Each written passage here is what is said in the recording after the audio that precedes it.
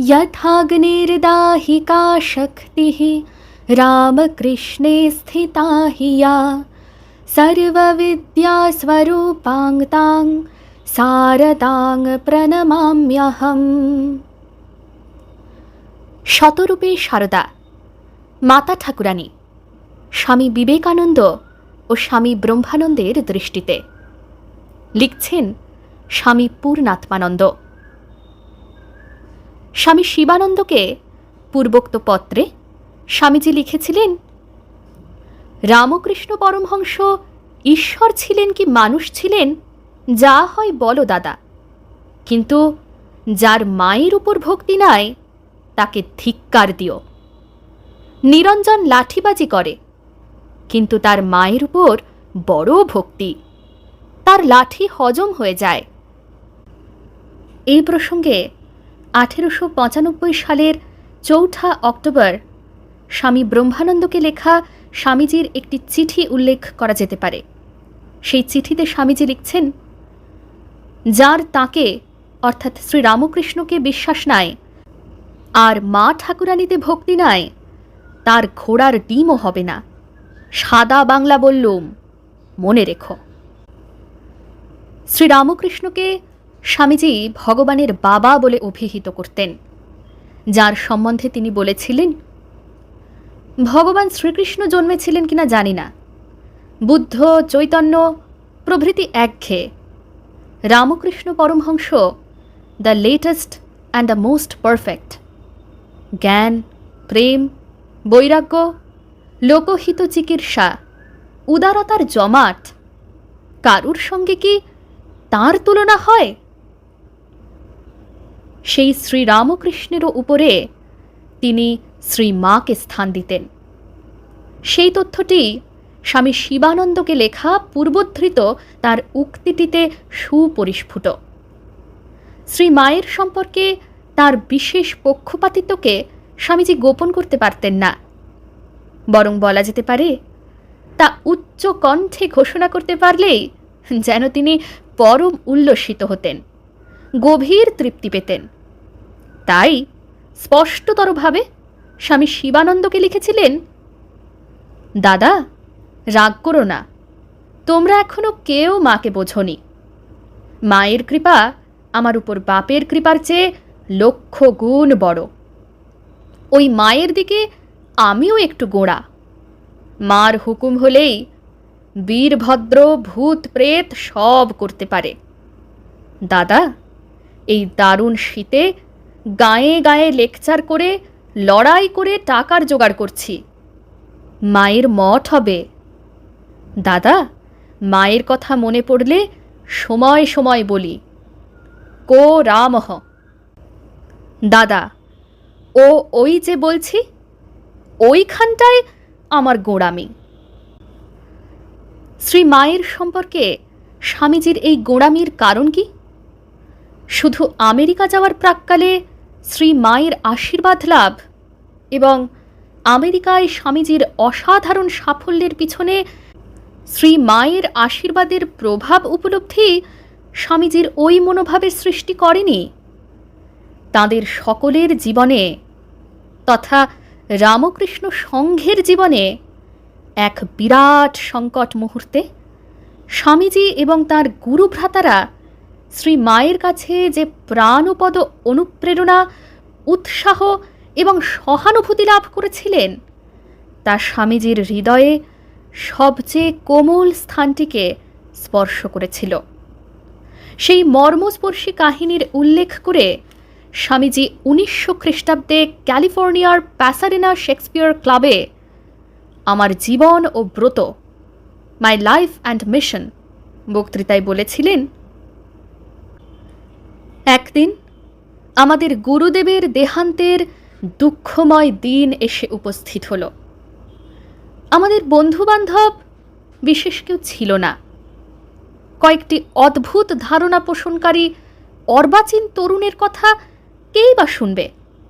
অন্তত ভারতবর্ষের তরুণদের কেউ গ্রাহ্যের মধ্যেই আনে না। মাত্র 12 জন বালক লোকের কাছে বড় বড় আদর্শের কথা বলছে যে তারা সেই আদর্শ জীবনে পরিণত করতে দৃঢ় সংকল্প, সে কথা শুনে সকলেই উপহাস করত। উপহাস ক্রমশ গুরুতর আকার ধারণ করল। আমাদের উপর রীতিমতো অত্যাচার শুরু হলো। তারপর উপস্থিত হলো আমাদের সকলের জীবনের এক চরম দুঃসময়। কিন্তু ব্যক্তিগতভাবে আমার জীবনে যেন তা নিদারুণ দুর্ভাগ্যের রূপ নিল। একদিকে আমার মা ভাইরা, আমাদের পিতার সদ্য প্রয়াণের ফলে আমাদের পরিবারকে তখন চরম দারিদ্র্য এসে গ্রাস করেছে। প্রায় প্রতিদিনই আমাদের অনাহারে থাকতে হতো।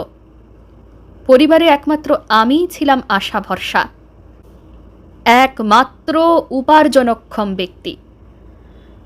আমার দুপাশে তখন দুটি জগৎ। একদিকে আমাকে দেখতে হচ্ছিল যে আমার মা এবং ভাইরা অনাহারে মরণাপন্ন, আর অপরদিকে আমি বিশ্বাস করতাম যে আমার গুরুদেবের আদর্শ ভারত এবং সমগ্র জগতের পক্ষে কল্যাণকর এবং তার প্রচার এবং বাস্তব রূপায়ণ করতেই হবে। সুতরাং আমার মনের মধ্যে দিনের পর দিন, মাসের পর মাস এই সংগ্রাম চলতে লাগলো। সে কি হৃদয় যন্ত্রণা! সেই যন্ত্রণার তীব্রতা ছিল অসহনীয়। সেদিন আমাকে সহানুভূতি দেখানোর কেউ ছিল না, শুধু একজন ছাড়া। কেবল সেই একজনের সহানুভূতি আশীর্বাদ ও আশা বহন করে আনল। তিনি একজন নারী, আমাদের গুরুদেবের সহধর্মিণী। কিন্তু তিনি ছিলেন নিঃসহায়। আমাদের চেয়েও তিনি ছিলেন দরিদ্র। এই ক্ষেত্রে ছাড়া পাশ্চাত্যে স্বামীজি শ্রী মায়ের সম্পর্কে কদাচিৎ বলেছেন। পাশ্চাত্যে স্বামীজি শ্রী রামকৃষ্ণের কথাও খুব কমই বলেছেন, কারণ পাশ্চাত্যের মানুষ তাকে কতখানি নেবে, কতখানি বুঝবে এবং না বুঝে পাছে তার অমর্যাদা করে বসে, এই ভয় তার ছিল। তাছাড়া পাছে তারা তাঁকে অর্থাৎ স্বামীজিকে কোনো বিশেষ ব্যক্তির প্রচারক বলে মনে করে বসে, এ আশঙ্কাও তাঁর ছিল। আরও একটি কারণ ছিল, তা হল শ্রী রামকৃষ্ণের মহিমা তিনি পূর্ণভাবে প্রকাশ করতে সমর্থ নন বলে স্বামীজি মনে করতেন। ওই একই আশঙ্কা মায়ের সম্পর্কেও তার ছিল এবং মনে হয় আরও বেশি মাত্রায় ছিল। তবে শ্রী রামকৃষ্ণ প্রসঙ্গে যেখানে স্বাভাবিকভাবে শ্রী মায়ের প্রসঙ্গ এসেছে, সেখানে তার সম্পর্কে সামান্য দু এক কথা যা বলেছেন, তাতেই শ্রী মা সম্পর্কে তার গভীর শ্রদ্ধা ও সম্ভ্রমকে তিনি ব্যক্ত করেছিলেন।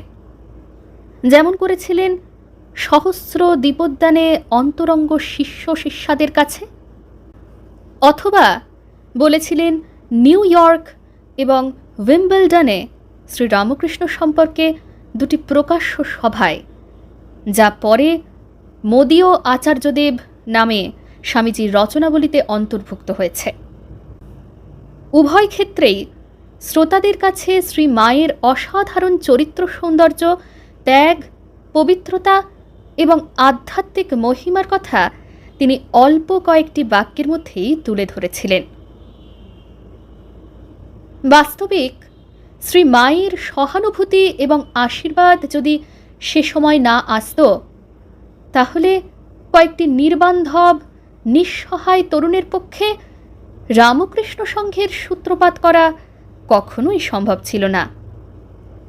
অর্থ তার ছিল না ঠিকই, কিন্তু তার হৃদয় উজাড় করা ভালোবাসা এবং প্রেরণার এমনই শক্তি ছিল, তার সহানুভূতি ছিল এমনই প্রাণপ্রদ যে পৃথিবীর ভ্রুকুটিকে উপেক্ষা করে কয়েকটি অল্পবয়স্ক তরুণ এক মহা সংগ্রামে ঝাঁপ দিয়েছিল, যার ফলে অল্পদিনের মধ্যেই জন্মলাভ করেছিল এক অভিনব আন্দোলন, সমগ্র পৃথিবীর ভবিষ্যৎ স্থায়িত্বের জন্যে একটি বিরাট ভূমিকা গ্রহণ করতে, যা ছিল দৈব নির্দিষ্ট, যার নায়ক ছিলেন স্বামী বিবেকানন্দ।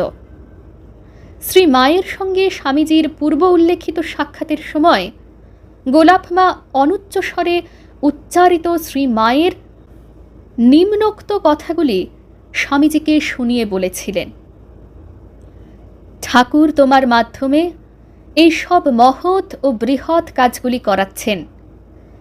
তুমি তার চিহ্নিত শিষ্য ও সন্তান।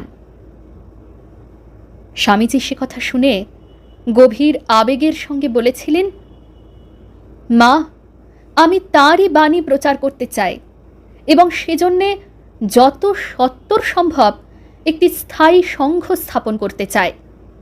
কিন্তু আমার দুঃখ হচ্ছে এই জন্যে, যত দ্রুত আমি করতে চাই তা পেরে উঠছি না। শ্রীমা তখন নিজেই স্নেহকোমল কণ্ঠে আশ্বাস দিয়ে বললেন, তার জন্য তুমি কোনো ভাবনা করো না। তুমি যা করেছ আর যা করবে তা চিরকাল টিকে থাকবে। এই কাজের জন্যেই তোমার জন্ম। জগতের মানুষ তোমাকে লোকগুরু হিসেবে মানবে। তুমি নিশ্চিত যেন ঠাকুর তোমার আকাঙ্ক্ষা অচিরেই পূর্ণ করবেন। অল্পদিনের মধ্যেই দেখতে পাবে তোমার চিন্তা, তোমার স্বপ্ন বাস্তবে রূপ নিচ্ছে। সে কথা শুনে স্বামীজি ভক্তি বিনত কণ্ঠে শ্রীমাকে বললেন, আশীর্বাদ করুন মা, তাই যেন হয়। আমার পরিকল্পনা যেন সত্বর ফলপ্রসূ হয়। শ্রী মায়ের আশীর্বাদ সত্য হয়েছিল। শ্রী মায়ের সঙ্গে সাক্ষাতের মাসাধিক কাল পরেই 1897 খ্রিস্টাব্দের 1 মে স্বামীজি আনুষ্ঠানিকভাবে রামকৃষ্ণ মিশন তথা রামকৃষ্ণ সংঘের প্রতিষ্ঠা করেছিলেন। প্রসঙ্গক্রমে উল্লেখ্য যে এই সংঘের জন্য শ্রী মা শ্রী শ্রী ঠাকুরের কাছে কাতরভাবে প্রার্থনা করেছিলেন। শ্রী মায়ের প্রেরণা ও আশীর্বাদ এবং শ্রী রামকৃষ্ণের কাছে তার প্রার্থনার ফলশ্রুতি রামকৃষ্ণ সংঘ। বাস্তবিক শ্রী মা স্থূল দেহে না থাকলে শ্রী রামকৃষ্ণের ত্যাগী পার্ষদগণ কে কোথায় যে ছড়িয়ে পড়তেন কে জানে। তার পরোক্ষ প্রভাবে এবং তার স্নেহের আকর্ষণে কালক্রমে সংঘের জন্ম সম্ভব হয়েছিল। স্বামীজি তাই তাকে সংঘ জননী রূপে গুরু ভাইদের কাছে বর্ণনা করেছিলেন। স্বামীজি জানতেন যে ভবিষ্যতে সংঘকে শ্রী মাই তার অসাধারণ প্রজ্ঞা ও স্নেহের শক্তিতে লালন ও পুষ্ট করবেন। অর্থাৎ তিনি শুধু সংঘ জননীই নন, সংঘের ধাত্রী জননীয়। বলরাম মন্দিরে রামকৃষ্ণ মিশনের প্রতিষ্ঠা ঘোষণা উপলক্ষে স্বামীজি যে সভা আহ্বান করেছিলেন, তাতে ত্যাগী গুরুভাই ও গৃহী ভক্তদের সম্বোধন করে প্রথমেই আবেগময় কণ্ঠে কিন্তু স্পষ্ট ভাষায় স্বামীজি বললেন, মঠ ও মিশনের জন্য কিছু টাকা সংগৃহীত হয়েছে। আমাদের শ্রী শ্রী মা দেশে আছেন। তার মাসিক হাত খরচা বাবদ স্থায়ী তহবিলের সুদ থেকে সর্বাগ্রে কিছু দেওয়া উচিত মনে করি। এ বিষয়ে আপনাদের কি মত? ওই প্রস্তাব সকলেই অনুমোদন করলেন। তখন স্বামীজি বলছেন, তাহলে মাসে কত ধার্য করা যেতে পারে? উত্তরে অনেকে অনেক রকম বলছেন। তিনি পাড়া গাঁয়ে থাকেন, ব্রাহ্মণের বিধবা, যা কিছু সামান্য 5-7 টাকা দিলেই হবে, ইত্যাদি। এইরূপে তাদের মধ্যে আলোচিত হয়ে মাসিক মাত্র 10 টাকা পর্যন্ত ধার্য করবার সম্মতি মিলল। তখন স্বামীজি একটু বিমর্ষভাবে বলতে লাগলেন, সে কি ভাই, আমাদের সন্ন্যাস জীবন। সন্ন্যাসীর তো করতল ভিক্ষা, তরুতল বাস, এই হলো আমাদের জীবন। আর বহুজন হিতায় বহুজন সুখায় আত্মনমোক্ষার্থং জগৎ হিতায় চ, সব কিছু ত্যাগ করে তপস্যাই আমাদের ব্রত, এই হলো আমাদের আদর্শ। আমরা সন্ন্যাসী হয়েছি, বেটা ছেলে, প্রয়োজন মতো ভিক্ষে করে মঠ চালাতে পারব। শ্রী শ্রী মাকে হাত খরচা বাবদ মাসিক 25 টাকার কম দিতে পারব না। শ্রী শ্রী মাকে কি রামকৃষ্ণদেবের সহধর্মিণী বলে আমাদের গুরুপত্নী হিসেবে মনে করো?